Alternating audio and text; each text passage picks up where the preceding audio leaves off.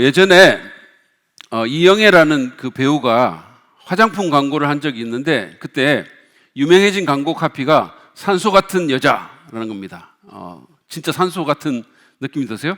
누가 생각했는지 기가 막힌 문구입니다. 여러분, 산소라고 하면 어떤 느낌이 드세요? 아무런 느낌도 들지 않으십니까? 뭔가 신선하고 깨끗하고 뭔가 생명이 살아 움트는 것 같고 그런 느낌이 들지 않습니까? 여러분은 어떠세요? 여러분은 산소 같은 그런 남자, 산소 같은 여자가 되고 싶지 않으십니까? 네. 이산화탄소 같은 사람이 되고 싶으신가요? 네. 저는 정말 산소 같은 그런 사람이 되고 싶습니다. 여러분도 아마 속으로는 그럴 겁니다. 그러려면 어떻게 해야 될까요? 이영애 씨가 광고했던 그 화장품을 바르면 그렇게 될까요? 제가 진짜 비결을 알려드리겠습니다. 그것은 여러분이 격려를 잘하는 사람이 되면 그렇게 될 수 있습니다. 왜냐하면 유명한 성경학자인 윌리엄 바클레이가 말한 것처럼 격려는 영혼의 산소이기 때문입니다. 우리가 격려를 한다는 것은 누군가의 영혼에 산소를 공급하는 것과 같다는 얘기죠. 뭔가 신선함을, 생명력을, 힘을, 살아갈 용기를 주는 겁니다. 저는 여러분 모두가 격려를 잘하는 산소 같은 성도가 되기를 원합니다. 그러면 우리 교회도 산소 같은 교회가 될 것입니다. 그러면 우리 교회에 생명력이 넘치고 뭔가 살 것 같다는 그런 느낌, 뭔가 답답하고 숨막히고 지식될 것 같은 것이 아니라 정말 뭔가 살아있을 것 같은, 뭔가 힘을 얻을 것 같은 그런 느낌이 우리 교회 가운데 들게 될 것입니다. 그러면 모두가 윈윈하게 되는 거죠. 그것보다 더 슬기로운 것이 어디 있습니까? 우리가 지금 슬기로운 교회 생활 시리즈 중에 있는데 정말 격려하는 성도가 돼서 정말 이 공동체가 살아나게 되면 모두가 윈윈하고 그보다 더 지혜롭고 슬기로운 일은 없게 될 것입니다. 산소 같은 성도가 되면 이 이산화탄소 같은 정말 세상에서 어둡고 답답하고 좌절시키고 죽이려고 하는 이 세상에서 우리는 그리스도인으로서 더 존재감을 드러내게 될 것입니다. 사람들은 우리 옆에 오고 싶을 것이고 그런 성도들이 모여있는 교회에 오고 싶을 것입니다. 여러분, 그렇지 않겠습니까? 뭔가 살 것 같고 힘과 용기를 얻을 수 있을 것 같기 때문입니다. 저는 오늘 우리가 조금 전에 읽었던 히브리서 10장 19절부터 25절의 말씀을 통해서 우리가 산소 같은 성도가 되기 위해서 서로 간에 무엇을 어떻게 격려해야 할지 생각해 보기를 원합니다. 먼저 우리는 오늘 19절에서 22절 말씀에 의하면 하나님께 가까이 나가도록 서로를 격려해야 합니다. 하나님께 나가라고, 하나님과 관계가 더 좋아지라고 그렇게 서로를 격려해야 합니다. 히브리서의 저자는 당시에 핍박을 받고 있던 유대인 기독교 공동체에 이 편지를 써서 특별히 여기서 성전의 은유를 사용해서 하나님께 가까이 나아가라고 격려를 하고 있습니다. 잘 아시다시피 구약의 유대 교도들은 하나님께 나가기 위해서 예루살렘에 있는 그 성전으로 갔죠. 거기서 제사장을 통해서 그들의 중보를 통해서 하나님께 나아갔습니다. 하나님의 임재를 상징하는 언약궤가 있는 지성소라는 곳이 있는데 가장 거룩한 곳이라는 뜻이죠.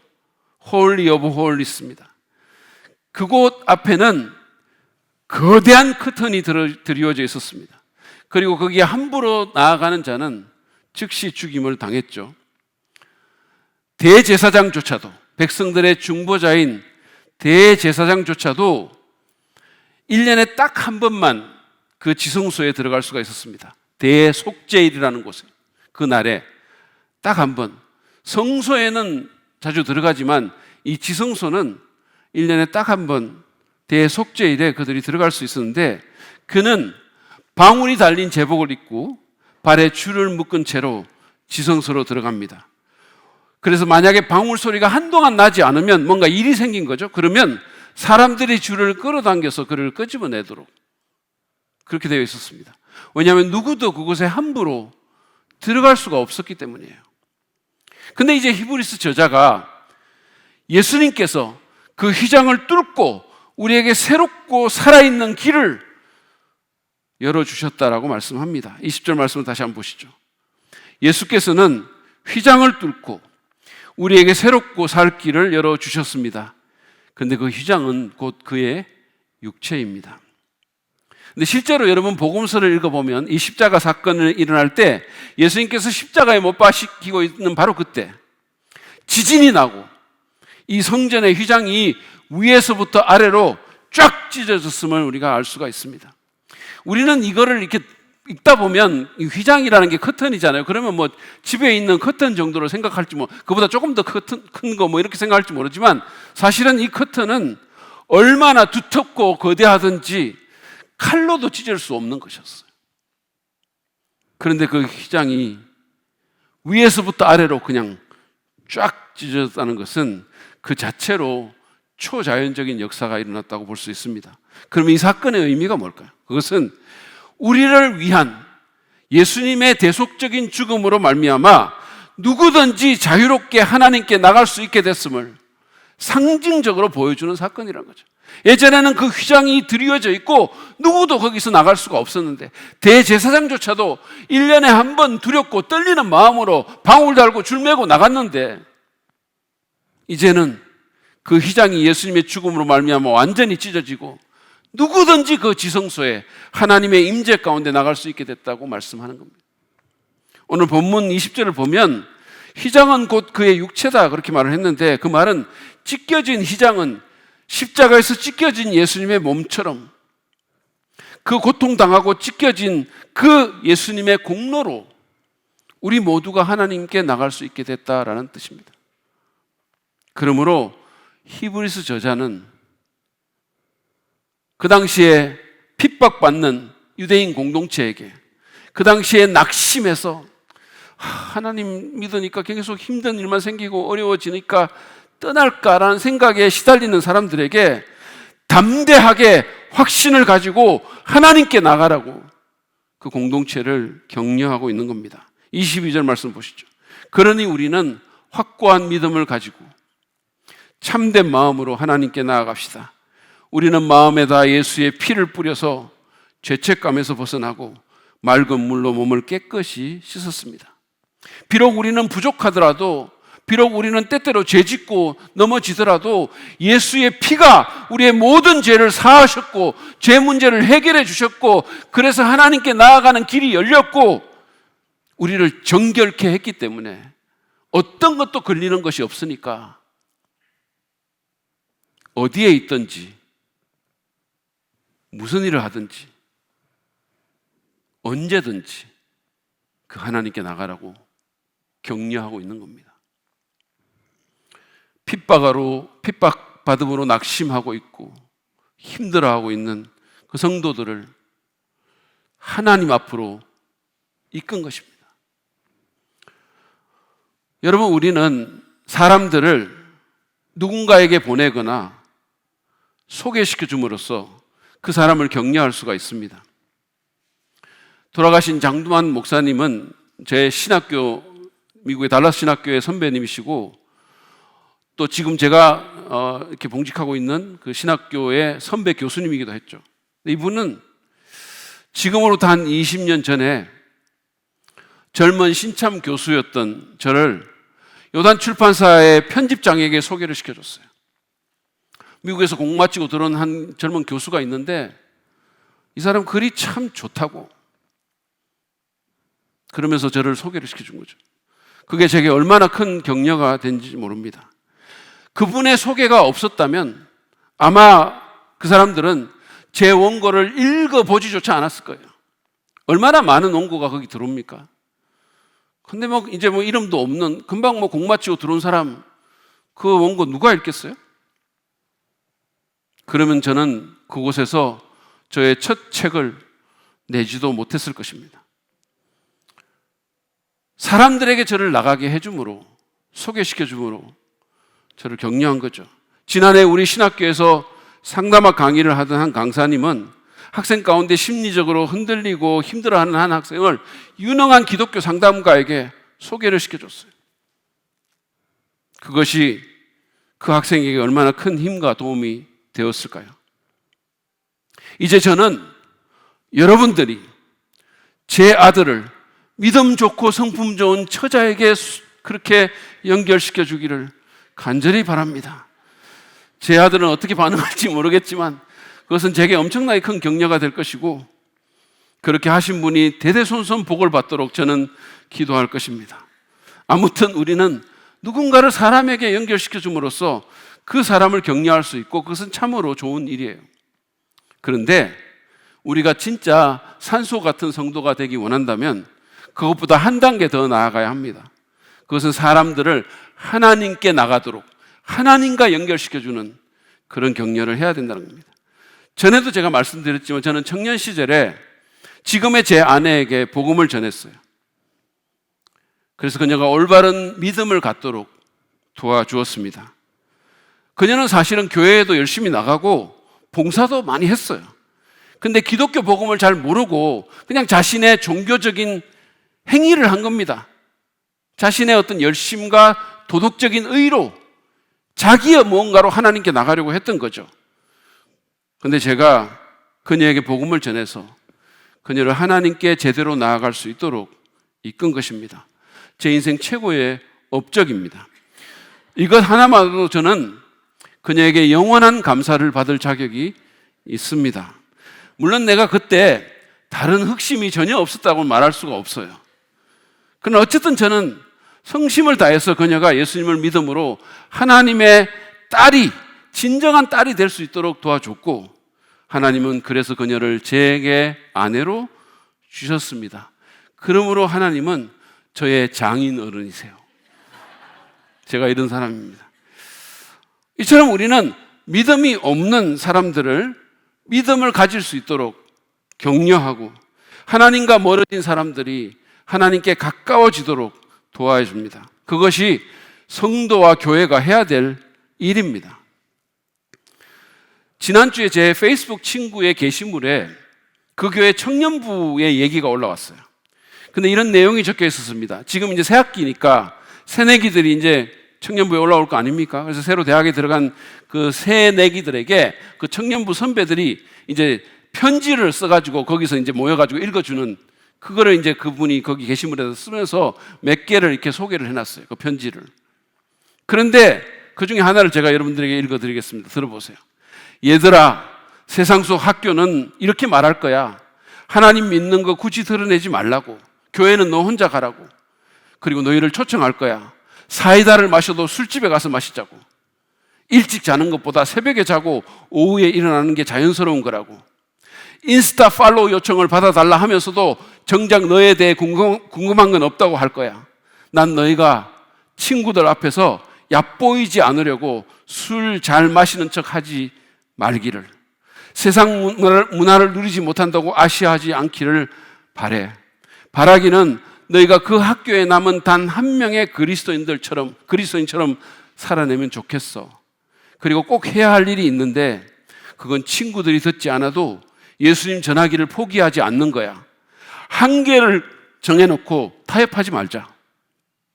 어떤 상황에도 교만하지 말고 이득이 없어도 정직을 선택하자. 매 순간 하나님 앞에 서 있음을 기억하자. 어쩌면 한 가지도 온전히 지켜내기가 힘들 수도 있어. 그러니까 우리 안에 계신 예수님이 일하시도록 그분께 맡기자. 완전하신 주님이 일하실 새 학기를 기대하며 그곳에서 그리스도인으로 살아내자.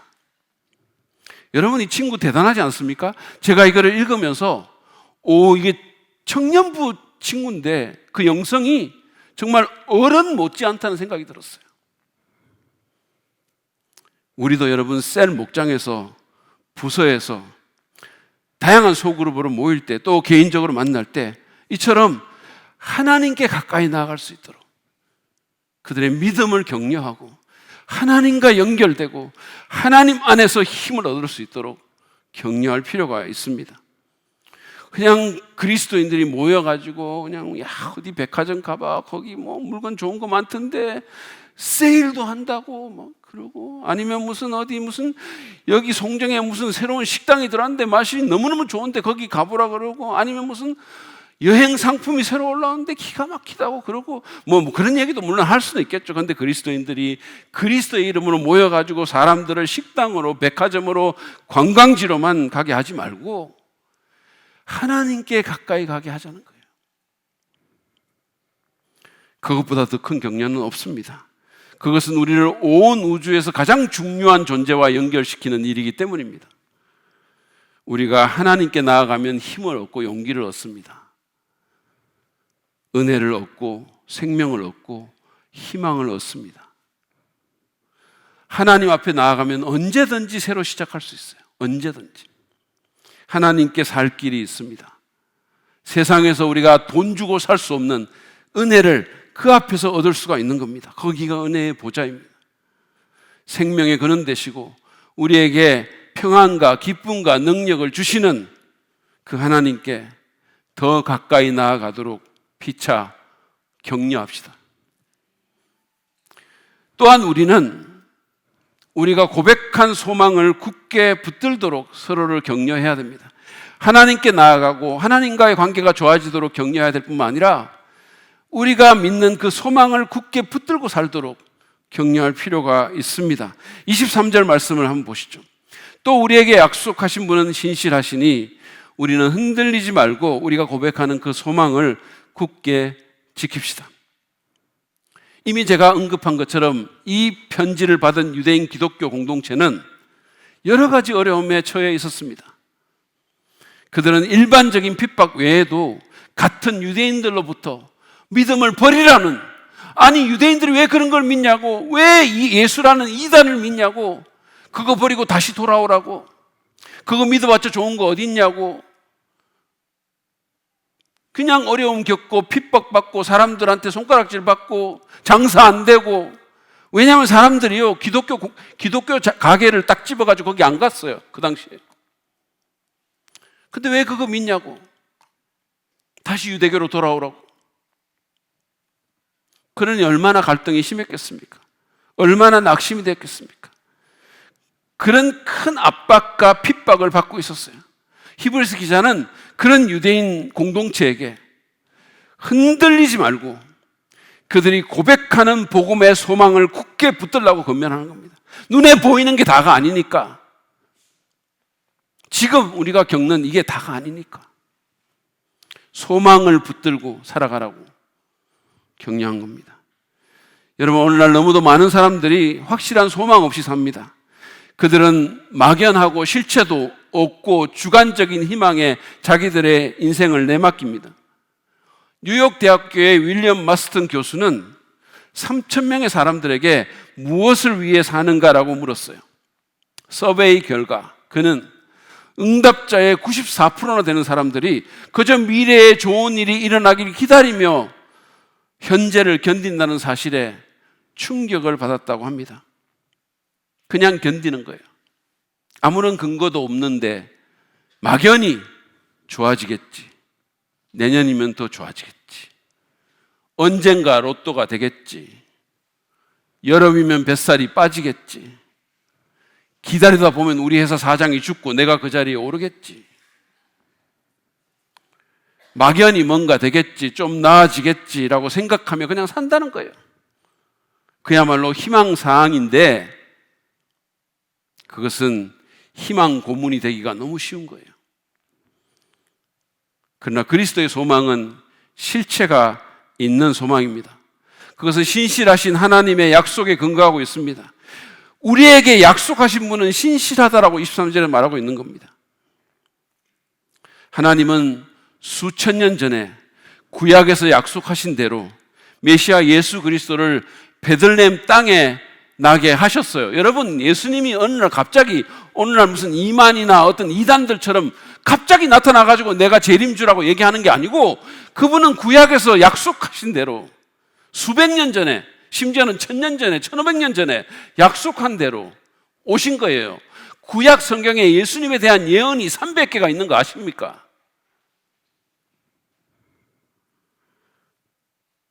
그 약속대로 메시아 예수 그리스도를 베들레헴 땅에 나게 하셨고 죄인들을 위해 죽게 하셨고 죽음에서 다시 살리셨습니다. 그래서 죄와 사망의 권세에 매여 사는 우리 인간에게 소망을 주신 거예요. 생각해 보세요. 여러 가지 우리가 다양한 차원의 소망들을 갖고 있지만 궁극적으로 죽음을 이길 뭔가가 없으면, 죽음 이후에 어떤 것이 없으면 우리는 절망이에요, 사실은. 1000년이 지나고 1500년이 지나도 계속해서 약속을 지키는 그런 존재가 어디에 있습니까? 자기 이름을 걸고. 여러분, 저는 결혼하기 전에 제 아내에게 이태리 여행시켜준다고 꼬시고 결혼했거든요. 결혼하고 나서는 그런 약속을 했다는 사실조차 잊어버리고 살았어요. 어떤 고마운 분의 도움으로 나중에 그 약속을 지킬 수 있게 됐지만 그분이 도와주지 않았다면 지금까지도 안 지켰을 거예요. 그분은 신실하시고 하신 말을 먹지 않으십니다. 그러므로 우리는 과거에 그분이 걸으셨던 것처럼 약속하신 대로 예수님을 이 땅에 다시 보낼 것이라고 믿을 수가 있습니다. 여러분, 그거 아세요? 구약에 예수님의 초림에 대한 약속보다 재림에 대한 약속이 3배나 더 많습니다. 2000년 전에 예수님이 미가 선지자의 예언처럼 베들레헴 땅에 오셨다면, 그리고 실제로 그렇게 오셨죠? 만약에 그랬다면 그분은 스가랴 선지자의 예언처럼 감람산에 다시 오실 것입니다. 그리고 그분이 다시 오실 때 우리는 그분처럼 부활의 몸으로 변할 것이고, 하나님께서 약속하신 새 하늘과 새 땅에 들어가서 죄와 눈물과 이별과 질병과 죽음도 없는 그곳에서 목숨 바쳐 우리를 사랑하신 주님과 영원을 보내게 될 거예요. 생각해 보십시오. 그러므로 우리에게 소망이 있는 겁니다. 죽음조차도 어떻게 할 수 없는 사한 소망이 있는 것입니다. 그런 면에서 보면 우리 그리스도인들보다 더 장래가 촉망되는 사람들은 없습니다. 우리는 이 복된 소망을 굳게 잡고 현실을 이겨내도록 피차 격려해야 됩니다. 여러분에게 소망이 있으십니까? 여러분은 무엇을 바라며 사십니까? 예배 빨리 끝나고 집에 가는 것만 바라고 있습니까? 여기 이 땅에서 잘 먹고 잘 살고 돈 많이 벌고 즐기고 성공하고 유명해지기를 소망하십니까? 여러분, 그런 소망 이미 다 이룬 사람들 세상에 여러 명 있어요. 근데 그들이 진짜 행복하던가요? 돈도 많고 어디 가면 막 사람들이 환호하고 유명해지고, 근데 그 사람들이 정말로 행복하던가요? 엄청 유명해졌는데, 다 가졌는데 인생 사는 게 공허하고 목말라서 마약하고 망가지는 연예인들 못 보셨습니까? 지금도 우리가 뉴스 통해서 그런 거 보잖아요. 잘생기고 뭐 돈 엄청나게 많고 자기가 원하면 뭐든지 거의 할 수 있고 어디 가면 사람들 환호하는데 뭐가 그렇게 공허하든지 뭐가 그렇게 목마르든지 자기 망가지는 거 알면서 거기 인생 맡기는 거예요. 생각해 보세요. 우울증 걸리고 자살하는 기업가들, 정치인들, 셀럽들 못 보셨습니까? 이런 거 보면서도 땅에 속한 소망 붙들고 살겠습니까? 물론 예수님 모르는 사람들은 그럴 수 있죠. 그러나 이게 세상의 다가 아니라고, 이것보다 더 나은 세상이 있다고 믿는 우리는 그런데 소망 두고 살면 안 되지 않습니까? 지금 우리가 사는 삶과는 비교할 수 없이 좋고 장구한 삶이 있음을 우리가 믿지 않습니까? 여기서 그냥 100년 살고 다 끝나는 게 아니라 100억 년, 아니 100경년을 더 살아도 상상할 수 없는 그런 삶이 있음을 믿지 않습니까? 그걸 정말 믿는 사람이 겨우 몇십 년짜리 바라고 그것에 목을 매면서 살아야 되겠습니까? 그래서는 안 되는 거 아닙니까? 그래서 사도 바울은 부활에 대해서 언급하면서 우리가 바라는 것이 이 세상에만 해당되는 것이라면 우리는 모든 사람 가운데서 가장 불쌍한 사람일 것이라고 그렇게 한 겁니다. 그러므로 여러분, 소망을 갖자고 격려합시다. 왜냐하면 우리가 이 땅에 살기 때문에 그런 것이 있다는 것을 믿기는 믿지만 또 자칫하면 현실에 매몰되기가 너무 쉬운 거예요. 눈에 보이는 게 다인 것 같고, 내 옆에 안 믿는 사람 떵떵거리고 잘 사는데 그거 보면 부럽기도 하고, 나만 무슨 믿음 지킨다고 헛일 하는 것 같고, 이 화창한 주일날 사람들 놀러 가는데 주일날 교회 와가지고 앉아있는 거 한심한 것 같고, 그렇게 생각할 수 있어요. 그렇기 때문에 격려가 필요한 거예요. 하나님 나라의 소망 바라보고 이 소망 붙들고 살도록 서로를 격려해야 됩니다. 지금 눈에 보는 거 다가 아니야. 다가 아니야. 우리에게 훨씬 더 나은 게 있어. 영원한 것을 얻기 위해서 영원하지 않는 것을 버리는 자는 바보가 아니라고 말해줘야 됩니다. C.S. 루이스가 말한 것처럼 천국을 겨냥하면 천국뿐 아니라 이 세상도 덤으로 얻지만 이 세상을 겨냥하면 둘 다 이렇게 될 것이라고 그렇게 경고해줘야 되는 거죠. 예전에 군대에서는요, 제대를 앞둔 말년병이 자기 졸병에게 매일같이 경례를 시키는데, 경례를 할 때 충성 그러면서 경례하는 게 아니라 30, 29 그러면서 남은 날 세면서 경례시키는 그런 또라이들이 있었어요. 제가 그 또라이였는지는 말해주지 않겠습니다. 궁금하면 500원이에요. 아무튼 그 졸병처럼 우리는 서로에게 우리 앞에 놓인 소망에 대해서 상기를 시켜줘야 되는 거죠. 그 미래를 상기시켜주는 거죠. 얼마 안 남았어요, 여러분. 아세요? 얼마 안 남았어요. 히브리서 저자에 의하면 이 소망은 요동치는 이 세상의 바다에서 우리를 붙들어주는 안전하고 확실한 영혼의 닷과 같다고 했습니다.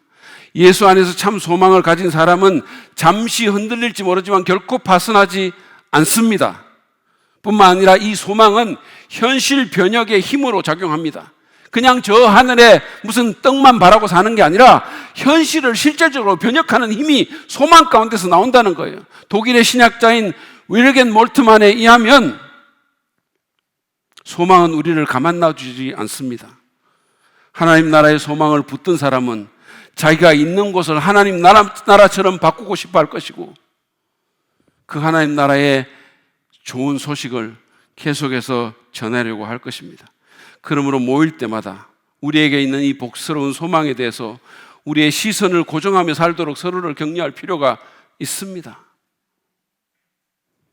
저는 최근에 우리 인생 이거 진짜 별거 아니구나, 좀 남았다고 생각했는데 그거 완전히 착각일 수 있겠구나, 그냥 금방 갈 수 있겠구나라는 것을 피부로 느꼈어요. 생생하게. 여러분, 금방이에요. 지금 눈에 보이는 것 금방입니다. 그러므로 진짜 실제적인 것을 붙들고 사시기 바랍니다. 그것이야말로 우리를 이 땅에서 산소 같은 성도로 만들고, 그것이야말로 슬기로운 교회 생활을 한다고 말할 수 있을 것입니다. 마지막으로 우리는 서로 돌아보아서 사랑과 선한 일을 하도록 서로를 격려해야 합니다. 히브리서 저자는 24절, 25절에서 하나님을 바라볼 뿐만 아니라 서로를 돌아보라고 직접적으로 권면합니다. 보시죠. 그리고 서로 마음을 써서 사랑과 선한 일을 하도록 격려합시다. 어떤 사람들의 습관처럼 우리는 모이기를 그만하지 말고 서로 격려하여 그날이 가까워오는 것을 볼수록 더욱 힘써 모입시다. 아마도 이 공동체의 어떤 사람들은 유대인들이나 적대적인 이방인들의 압박에 못 이겨서 더 이상 모이지 않았던 것 같아요. 두려움 때문인지 너무 지쳤던지 그들은 고립을 선택했고 서로를 돌아보지 않았습니다.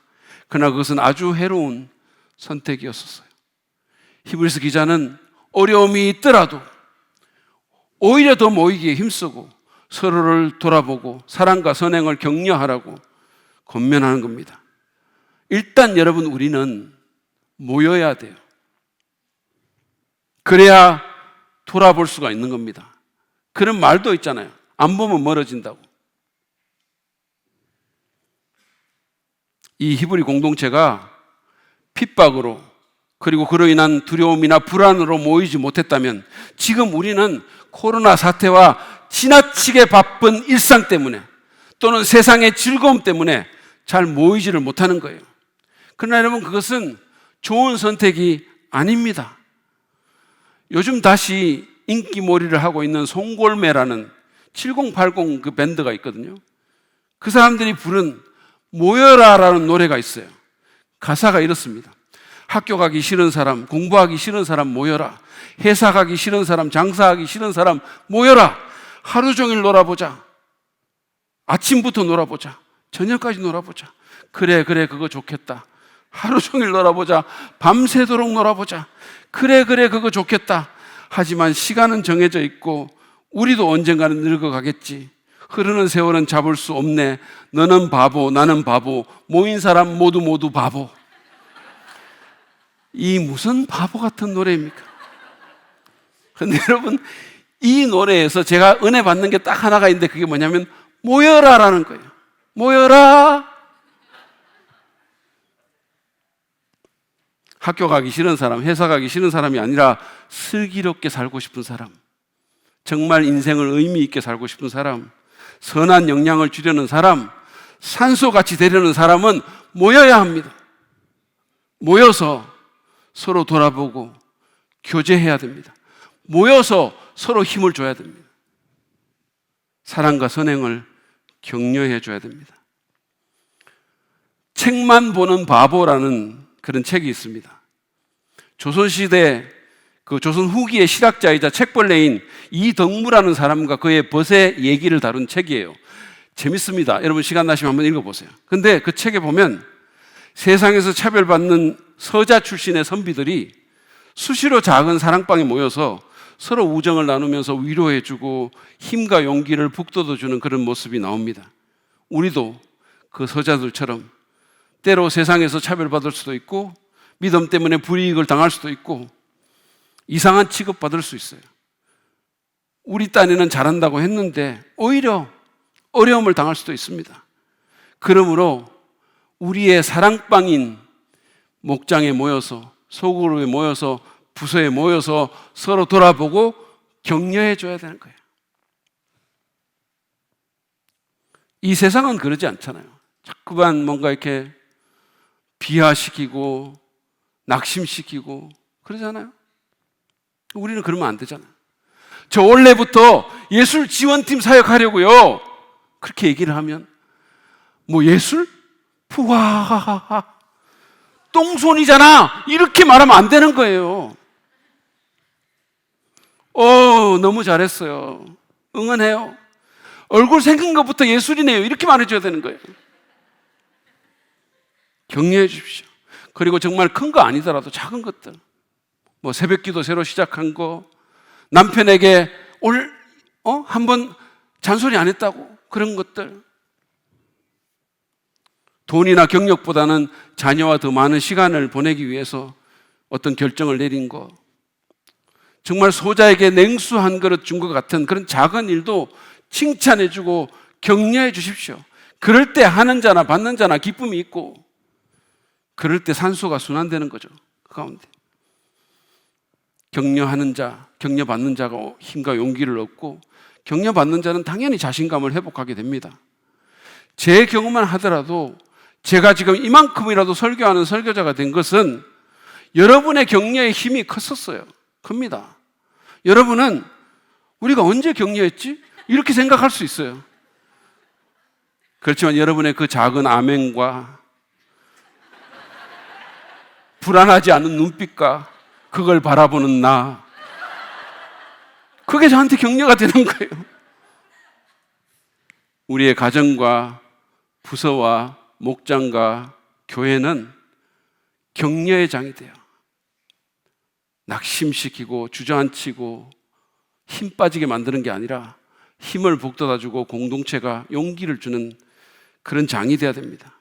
영성가인 리처드 포스트는 소그룹의 언약관계에 대해서 말을 하면서 가능한 한 많이 격려하고 어쩌다 한번 충고하고 절대적으로 필요할 때만 책망하고 절대 정죄하지 말라라고 얘기했어요.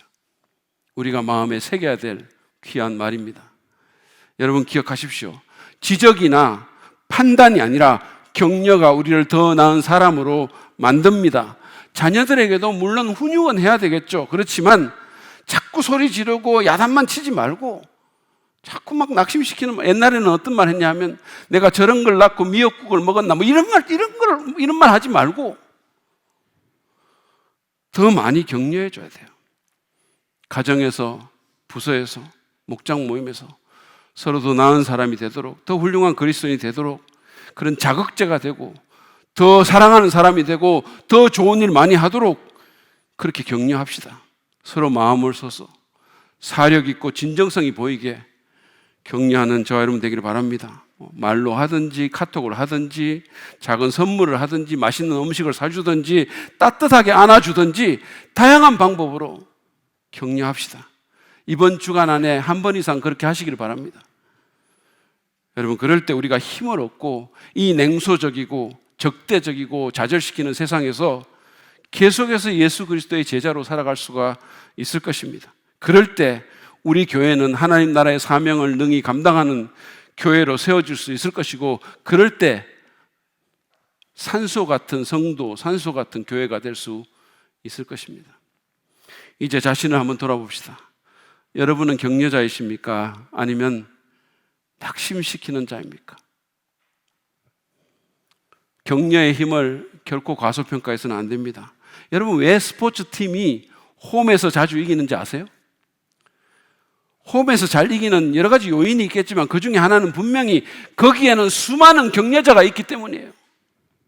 그냥 치어리더들, 응원단들, 홈팬들이 박수치고 잘한다 그러고 괜찮다 그러고 파도 타기 하고 선수들 이름 불러주고 온 힘을 다해서 격려를 해대기 때문에, 그렇기 때문에 홈에서 더 자주 이기는 거예요. 우리도 서로 격려하도록 합시다. 그럴 때 모두가 이기는 거예요. 모두가. 격려가 영혼의 산소라고 말한 윌리엄 바클레이는 이렇게 말했어요. 인간의 최고 의무 중 하나는 격려의 의무이다. 누군가의 이상을 비웃거나 열정에 찬물을 붓거나 다른 사람들을 낙심시키기는 쉽다. 이 세상은 낙심시키는 자로 가득 차 있다. 우리에게는 서로 격려해야 할 기독교적 의무가 있다. 많은 경우 칭찬이나 감사나 인정이나 응원의 말은 우리를 계속 가게 한다. 그런 말을 하는 사람이야말로 복이 있는 자이다. 그런 말을 하는 부모이야말로 복이 있는 부모입니다. 그런 말을 하는 성도야말로 정말 복이 있는 성도예요. 격려자가 됩시다. 하나님도 예수 안에서 우리를 사랑한다고, 우리를 의롭다고 인정한다고, 내 아들, 내 딸이라고 격려하지 않습니까? 우리가 수시로 넘어지고 좌절하고 정말 하나님 다 아시잖아요. 그럼에도 불구하고 아침마다 새로운 은혜를 주시고 일어서라 그러고 다시 하자 그러고 계속 격려하시잖아요. 우리도 그렇게 합시다. 오늘 말씀처럼 서로를 돌아보는 가운데 하나님께 가까이 나가도록 격려하고 하나님 나라의 소망을 붙들고 살도록 격려하고 함께 모여서 사랑과 선행을 계속하도록 격려합시다. 바클레이의 표현처럼 서로의 영혼에 산소를 공급합시다. 이 어두운 세상에 격려의 산소를 마구마구 뿜어냅시다. 그래서 산소 같은 성도, 산소 같은 교회가 돼서 세상을 더 깨끗하고 살맛나게 만드는 저와 여러분 되기를 주님의 이름으로 축복합니다.